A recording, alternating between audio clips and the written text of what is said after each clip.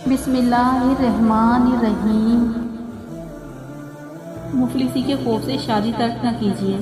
بعض اوقات لڑکے کی طرف سے یا لڑکے والوں کی طرف سے شادی نہ کرنے یا تاخیر سے کرنے کی وجہ غربت اور معاشی حالات ہوتی ہے کہ ابھی ہمارا لڑکا کچھ بن جائے، اپنے پیروں پر کھڑا ہو جائے، خوب دولت کمانے لگ جائے اور گھریلو اخراجات پورے کرنے کے قابل ہو جائے تو شادی کریں گے۔ شاید بعض لوگوں کے ذہن میں شادی کے معاملے میں اس طرح کے خدشات بھی ہوتے ہیں کہ شادی کرنے سے بیوی بچوں کے اخراجات کی ذمہ داری بھی عائد ہو جائے گی، جس کی وجہ سے گھریلو اخراجات میں مزید تنگی آ جائے گی اور یوں ہم غربت اور افلاس میں مبتلا ہو جائیں گے، وغیرہ وغیرہ۔ یاد رکھیے، اگر واقعی کسی شخص کو اپنے مالی حالات کے پیش نظر اس بات کا اندیشہ ہو یا یقین ہو کہ وہ بیوی کا نان نفقہ یا دیگر واجبی حقوق ادا نہ کر سکے گا، تو ایسے شخص کے لیے شادی سے روکے رہنا ہی شرعاً ضروری ہے، جب تک کہ نان نفقہ اور دیگر واجبی حقوق کی ادائیگی پر قادر نہ ہو جائے۔ البتہ جس شخص کو نان نفقہ دیگر واجبی حقوق کی ادائیگی میں کوتاہی کا اندیشہ نہیں، مگر پھر بھی شادی کی وجہ سے تنگ دست ہو جانے کے وسوسے آتے ہیں، تو اس شخص کو حصول رزق کی کوششوں کے ساتھ ساتھ اللہ عز و جل کی ذات پر کامل توکل کرنا چاہیے اور یہ بات ذہن میں رکھنی چاہیے کہ جو ذات مجھے اور ساری مخلوق کو رزق فراہم کرتی ہے، وہی ذات میرے بیوی بچوں کو بھی رزق عطا کرے گی، کیونکہ مخلوق میں سے ہر ایک کا رزق اللہ عز و جل کے ذمہ کرم پر ہے۔ لہٰذا یہ بات اچھی طرح ذہن نشین کر لیجئے کہ آنے والی اپنا رزق ساتھ لے کر آتی ہے، یوں ہی اولاد جب دنیا میں آتی ہے تو اپنا رزق ساتھ لاتی ہے، بلکہ اولاد کے متعلق تو خصوصی طور پر اللہ عز و جل نے رزق کا وعدہ کرتے ہوئے ارشاد فرمایا، ہم تمہیں اور انہیں سب کو رزق دیں گے۔ یوں ہی شادی کے ذریعے انسان اللہ عز و جل کے فضل سے غنی ہو جاتا ہے، جیسا کہ فرمان خداوندی عز و جل ہے، اور تم میں سے جو بغیر نکاح کے ہوں اور تمہارے غلاموں اور لونڈیوں میں سے جو نیک ہیں ان کے نکاح کر دو، اگر وہ فقیر ہوں گے تو اللہ انہیں اپنے فضل سے غنی کر دے گا۔ فرمایا گیا اگر وہ فقیر ہوں گے تو اللہ عز و جل انہیں اپنے فضل سے غنی کر دے گا۔ اس کی ایک تفسیر یہ بیان کی گئی ہے کہ اس غنا سے مراد قناعت ہے، اور ایک قول یہ ہے کہ غنا سے شوہر اور بیوی کے رزقوں کا جمع ہو جانا مراد ہے۔ تم نکاح کے ذریعے رزق تلاش کرو، عورتوں سے نکاح کرو، کیونکہ وہ تمہارے پاس اللہ تعالیٰ کی طرف سے رزق اور مال لائیں گی۔ حضرت ابو بکر صدیق رضی اللہ تعالیٰ عنہ نے فرمایا، اللہ عز و جل نے جو تمہیں نکاح کا حکم فرمایا تم اس کی اطاعت کرو، اس نے جو غنی کرنے کا وعدہ کیا ہے پورا فرمائے گا۔ اللہ تعالیٰ ارشاد فرماتا ہے اگر وہ فقیر ہوں گے تو اللہ انہیں اپنے فضل سے غنی کر دے گا۔ حضرت عمر بن خطاب رضی اللہ تعالیٰ عنہ نے ارشاد فرمایا، مجھے اس شخص پر تعجب ہوتا ہے جو نکاح کے بغیر غنی ہونے کی کوشش کر رہا ہے، حالانکہ اللہ تعالیٰ نے ارشاد فرمایا اگر وہ فقیر ہوں گے تو اللہ عز و جل انہیں اپنے فضل سے غنی کر دے گا۔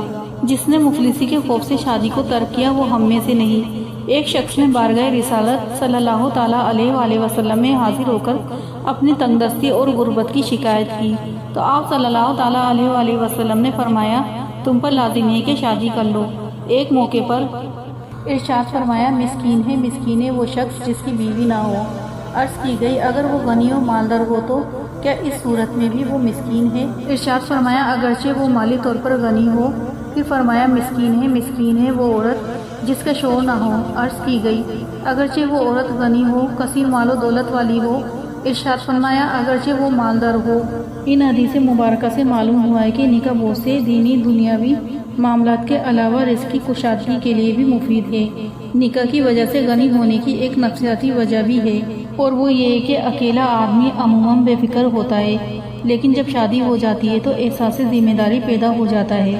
آدمی تنہائی سے کوشش کرتا ہے، جس کے نتیجے میں اس کے لیے رزق کے دروازے کھل جاتے ہیں۔ اور اس بات کا مشاہدہ بھی ہے کہ جو لوگ شادی سے پہلے بے فکر اور بے روزگار ہوتے ہیں اور دوستوں کے ساتھ وقت ضائع کر رہے ہوتے ہیں، وہ شادی کے بعد کام بھی شروع کر دیتے ہیں اور فضولیات سے بھی بچنا شروع کر دیتے ہیں۔ قرآن و حدیث کی روشنی میں شادی کی برکت سے تنگ دستی ختم ہونا اور فرق دستی نصیب ہونا تو بالکل حق ہے۔ البتہ یہاں یہ بات بھی انتہائی قابل ذکر ہے کہ اگر کسی شخص کو اپنی بے پرواہی کی وجہ سے شادی کے باوجود معاشی پریشانی اور تنگ دستی سے چھٹکارا نہ ملے تو اسے چاہیے کہ وہ اپنے آپ ہی کو قصوروار ٹھہرائے۔ مثلاً جو لوگ شادی سے پہلے سست اور قائل ہوتے ہیں کوئی کام کاج اور محنت مزدوری نہیں کرتے یا کرتے بھی ہیں تو اس میں مستقل مزاجی اختیار کرنے کے بجائے غیر ذمہ داری کا ثبوت دیتے ہیں اور آئے دن کسی خاص مجبوری کے بغیر کام کاج کا ناغہ کرتے ہیں یا اپنی محنت کی کمائی کو عیش کوشی اور فضول خرچی کی نظر کر دیتے ہیں اور اپنی انہی بے پرواہیوں کی وجہ سے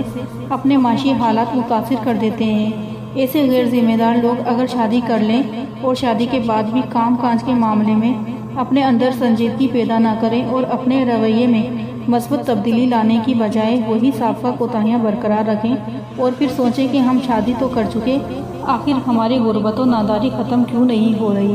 ہمارے معاشی حالات بہتر کیوں نہیں ہو رہے اور ہم پر نوٹوں کی بارش کیوں نہیں ہو رہی، تو یہ ان کی سوچ کا قصور ہے کہ وہ اس حقیقت سے نظر چرا رہے ہیں کہ خود کردہ اپنے کیے کا کوئی علاج نہیں۔ ایسے لوگوں کو چاہیے کہ اصول رزق کے معاملے میں اپنے ساتھ مخلص ہو جائے۔ انشاءاللہ اللہ عز و جل مدد الہی ضرور ان کی دستگیری کرے گی اور شادی کی برکتیں بھی ضرور نصیب ہوں گی، ورنہ یاد رکھیں جو لوگ اپنے اندر احساس ذمہ داری پیدا نہیں کرتے،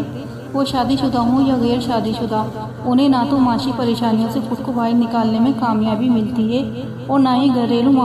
ماحول خوشگوار بنانے میں سرخروئی نصیب ہوتی ہے۔ جو کچھ ہے وہ سب اپنے ہی ہاتھوں کے کرتوت، شکوہ ہے زمانے کا نہ قسمت کا گلہ ہے۔ دیکھے ہیں یہ دن اپنی ہی غفلت کی بدولت، سچ ہے کہ برے کام کا انجام برا ہے۔